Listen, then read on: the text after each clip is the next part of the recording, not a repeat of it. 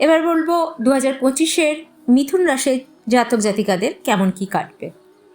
2025-এ যারা মিথুন রাশির জাতক জাতিকা আছেন তাদের বলতে পারি 2024 থেকে এটা অনেকটা বেটার ইয়ার হিসেবে সাব্যস্ত হবে। মে মাস অবধি নিজেদের ওপর অত্যাধিক খরচ করবেন না। মার্চের পর থেকে ভালো সুযোগ আসতে চলেছে। জুন মাসের পর প্রমোশন আর ইনক্রিমেন্ট হওয়ার চান্স খুব বেশি পরিমাণে দেখা দিচ্ছে। যারা এবছর লাইফ পার্টনার খুঁজছেন বা যারা বেবির জন্য কনসিভ করতে চাইছেন তাদের জন্য এটা ভীষণ ভালো একটা বছর এবং তারা সেটা অ্যাচিভও করতে পারবেন। বিবাহিত জীবনের জন্য ভীষণ ভালো মিথুন রাশির জাতক জাতিকাদের।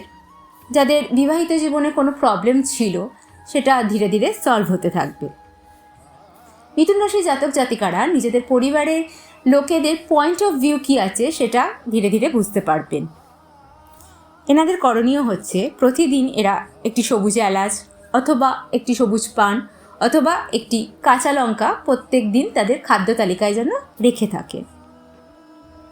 গণেশজির পুজো এবছর মিথুন রাশি জাতক জাতিকাদের জন্য অত্যন্ত অবশ্য। সকলে ভালো থাকবেন। রাধে রাধে।